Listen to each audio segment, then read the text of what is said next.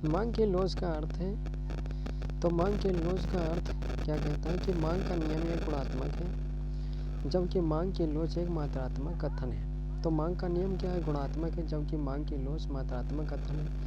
तो मांग का नियम किसी वस्तु की कीमत में परिवर्तन के परिणाम स्वरूप मांग में होने वाले परिवर्तन की दिशा या वृद्धि या कमी को बताता है।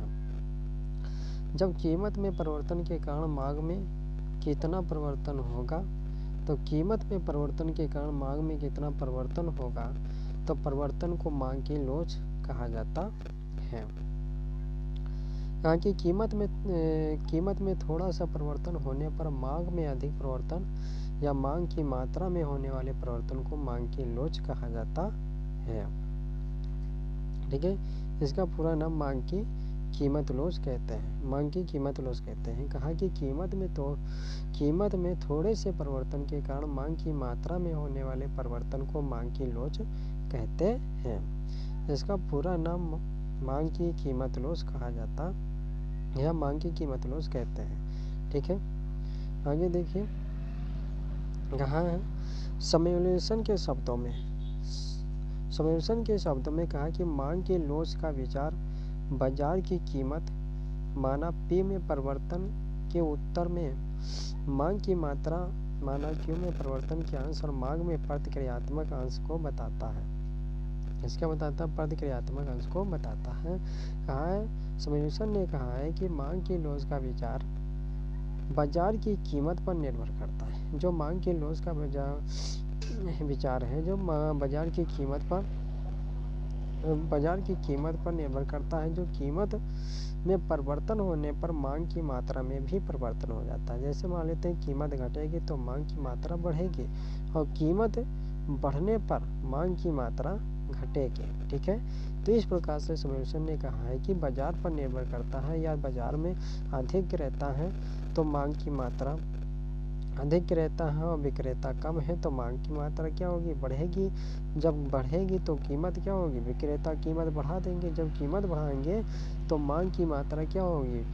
घटेगी। उस वस्तु की मात्रा घटेगी जो वस्तु महंगी की जाएगी, दूसरी वस्तु का प्रयोग किया जाएगा, और जिस वस्तु की कीमत अधिक है उस वस्तु का मांग कम करेंगे और कम कीमत वाली वस्तु का मांग अधिक करेंगे। तो इस प्रकार से समोल्यूशन ने बताया कि जब कीमत में परिवर्तन होने पर मांग में अवश्य परिवर्तन होगा और मांग में परिवर्तन होने पर तो कीमत में भी परिवर्तन होगा। तो इसे मांग की प्रतिक्रियात्मकता का अंश को इन्होंने बताया है। ठीक है, प्रतिक्रियात्मकता के अंश को इन्होंने बताया है। आगे श्रीमती जॉन रॉबिन्सन ने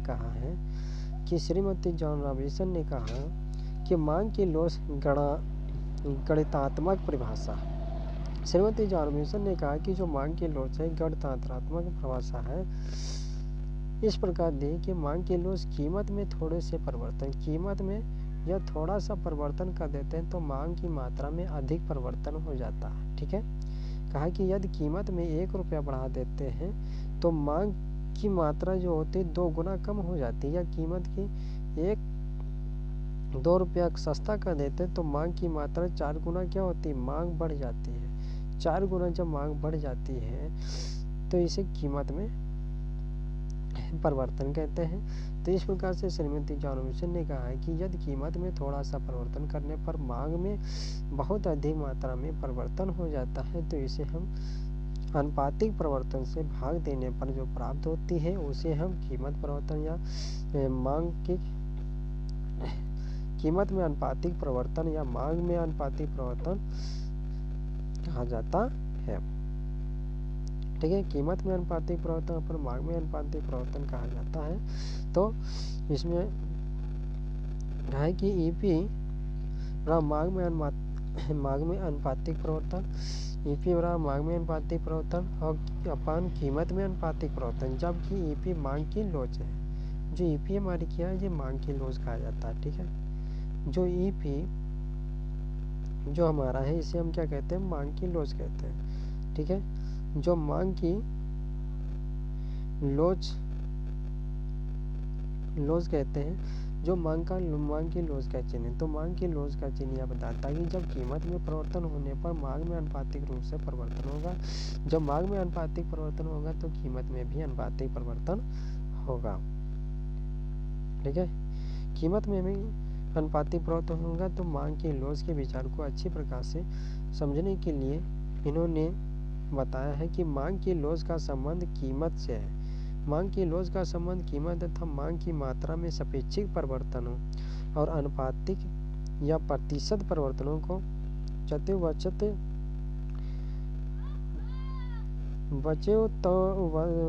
तज पदसम वद चमत पम दज हम विधेय मेद से होता है। इन्होंने बताया है कि जब कीमत में अनुपातिक सापेक्षिक परिवर्तन होने पर सापेक्षिक परिवर्तनों के अनुपातिक होने पर जब कीमत में अनुपातिक या सापेक्षिक रूप से परिवर्तन होने पर तो मांग की अनुपातिक परिवर्तन भी होगा। ठीक है, मांग में क्या होगा, अनुपातिक परिवर्तन होगा।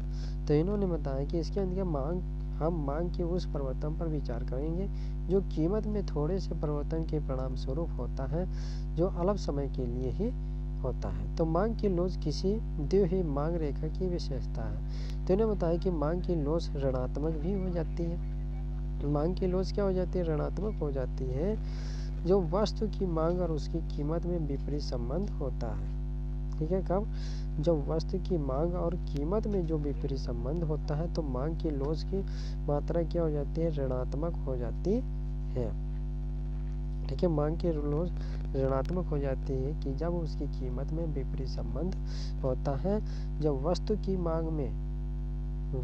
मांग और उसकी कीमत में जब विपरीत संबंध, विपरीत में होता है आमने सामने या आपस में जिसकी कीमतें या मूल्य बराबर हो।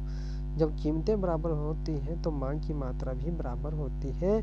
तो ऐसी स्थिति में क्या होती है कि मांग की लॉज ऋणात्मक हो जाती है। तो मांग की कीमत लॉज क्या होती, कीमत लॉज माइनस मांग में आनुपातिक परिवर्तन अपन कीमत में आनुपातिक परिवर्तन। ठीक है, जब मांग में आनुपातिक परिवर्तन अपन कीमत में आनुपातिक परिवर्तन होता है।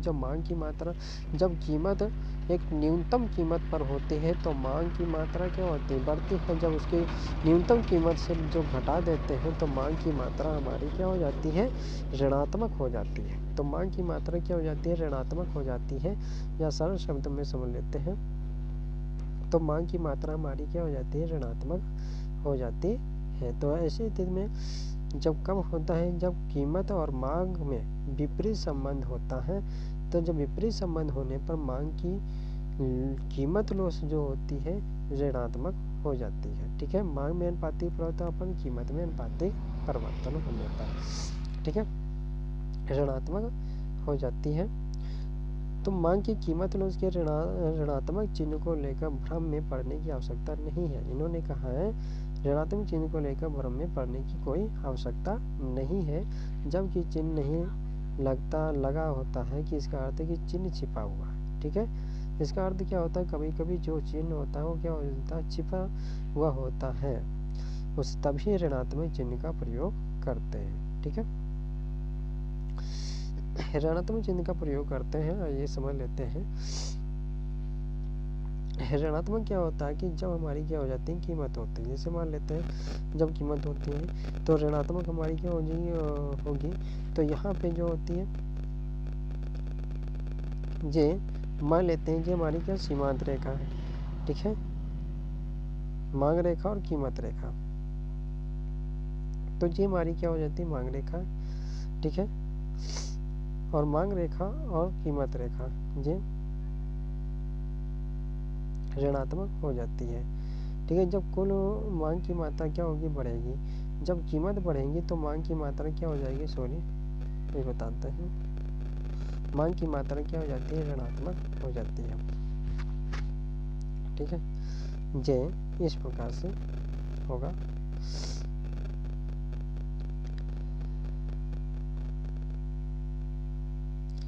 इस प्रकार से तो यहाँ पे क्या होता है, ये संतुलन बिंदु है, ये एमसी वक्र है, एमसी वक्र है, ये संतुलन बिंदु है। ठीक है, ये कीमत रेखा है, ये एम आर रेखा है, ठीक है, ये एम आर रेखा और एम सी रेखा है। जो संतुलन बिंदु क्या होती है, यहाँ पे होती है कीमत रेखा। उसके बाद जो संतुलन बिंदु होती है, जो एम सी वक्र है, जो सीमांत कीमत रेखा सीमांत है, जो कीमत रेखा क्या होती है, यहाँ पे शून्य हो जाती है। और शून्य होने के बाद में क्या होती है, जैसे नीचे की तरफ बढ़ती है तो ये हमारी क्या होती है, ऋणात्मक रेखा हो जाती है, ठीक है। ये हमारी क्या हो जाती है, ऋणात्मक हो जाती है, इसे हम क्या कहते हैं, ऋणात्मक। तो शून्य पर क्या होती है, जो कीमतें होती हैं न्यूनतम कीमत पर हो जाती है, न्यूनतम कीमत से अधिक घटने पर हमारी मांग की मात्रा क्या हो जाती है, ऋणात्मक हो जाती है, ठीक है।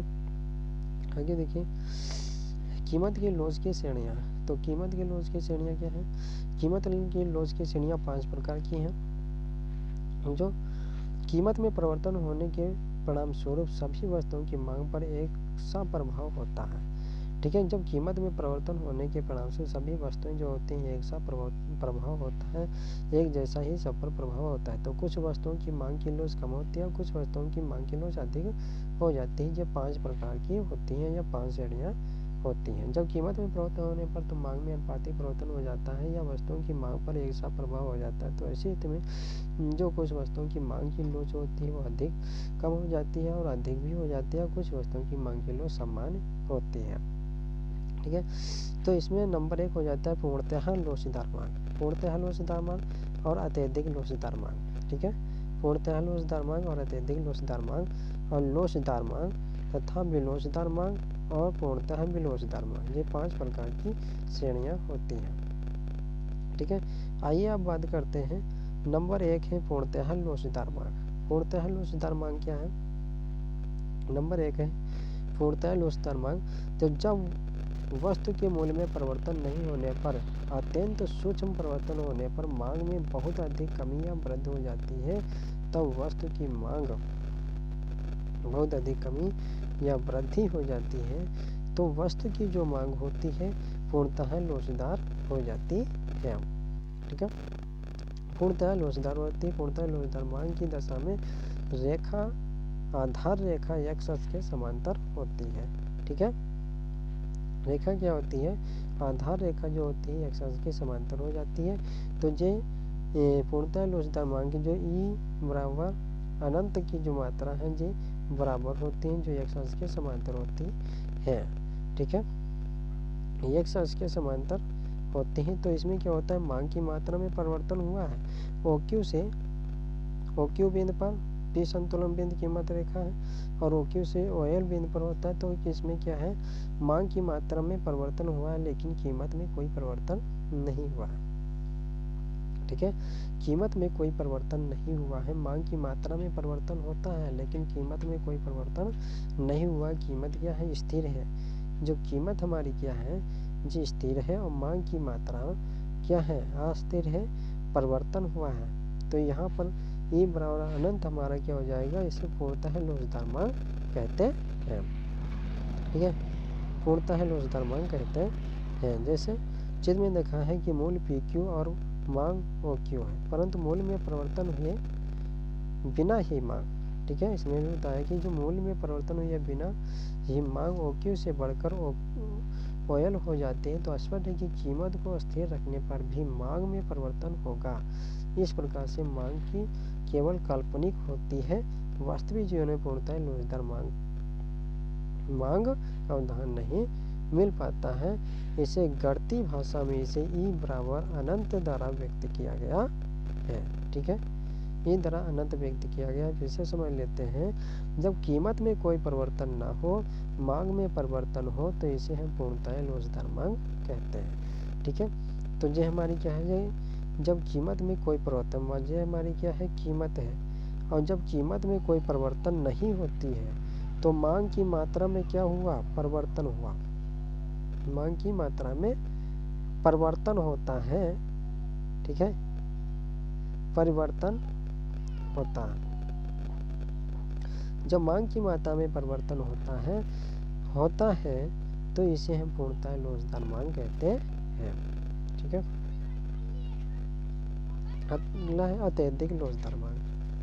अत्यधिक लोचदार मांग क्या है, अत्यधिक लोचदार मांग जब किसी वस्तु की मांग में अनुपातिक परिवर्तन कीमत के अनुपातिक परिवर्तन से अधिक होता है तो ऐसी दशा को अत्यधिक लोचदार मांग कहते हैं। कहा है जब कीमत अत्यधिक लोचदार मांग जब किसी वस्तु की मांग में अनुपातिक परिवर्तन कीमत के अनुपातिक परिवर्तन से अधिक होता है। किसी वस्तु की मांग में अनुपातिक परिवर्तन और कीमत में अनुपातिक परिवर्तन से अधिक होता है। किसी वस्तु की मांग जब बढ़ती जब कीमत घटेगी, किसी वस्तु की मांग जब बढ़ेगी जब कीमत घटेगी और कीमत बढ़ने पर मांग की मात्रा क्या होती है, घट जाती है। या कीमत 1 इकाई घटने पर मांग की 2 इकाई बढ़ जाती है या कीमत 2 इकाई बढ़ जाने पर मांग की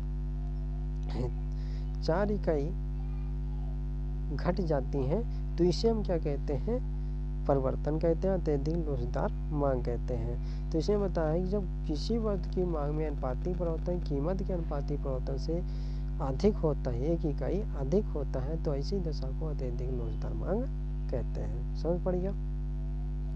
मान लेते हैं कि एक उदाहरण है, किसी वस्तु के मूल्य में 20% कमी होती है परंतु उसकी मांग में 40% की वृद्धि हो जाती है तो ऐसी वस्तु की मांग की लोच इकाई से अधिक हो गई।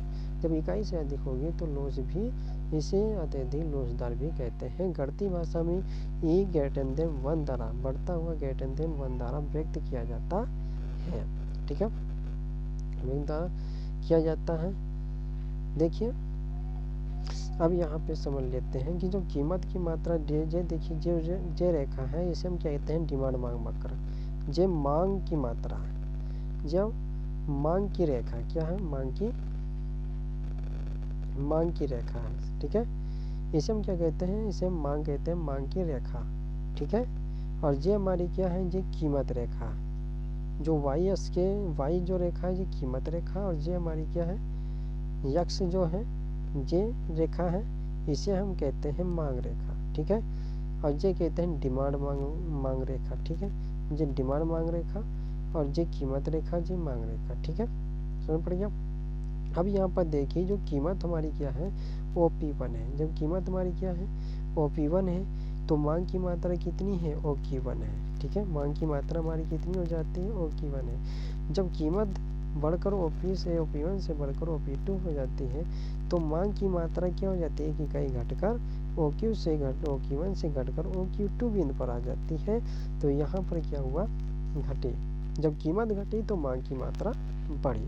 डेल्टा Q अपन डेल्टा P कीमत है, डेल्टा Q है कीमत में परिवर्तन होने पर मांग में भी परिवर्तन होने पर। ठीक है, डेल्टा का मतलब क्या होता है, इसका मतलब होता है परिवर्तन होने पर। ठीक है, इसे हम क्या कहते हैं, परिवर्तन कहते हैं। इसमें क्या होता है, परिवर्तन होता है। समझ पड़ गया, इसे हम कहते हैं परिवर्तन। अब यहाँ पर देखिए फिर से समझ लेते हैं उल्टा। जब कीमत समझ लेते हैं कि जब कीमत OP2 से घटकर OP1 बिंदु पर आ जाती है तो मांग की मात्रा OQ2 से बढ़कर OQ1 बिंदु पर आ जाती है तो 1 इकाई क्या हुआ, अधिक हुआ। तो हमारा ग्रेटर देन क्या हो जाएगा, 1 हो जाएगा, 1 इकाई अधिक। ठीक है, इसे हम कहते हैं अत्यधिक लोचदार मांग। समझ पड़ गया। नमस्कार दोस्तों, धन्यवाद। आज इतना ही, मैं फिर मिलूँगा, बाकी टॉपिक्स में अगले दिन समझा दूंगा।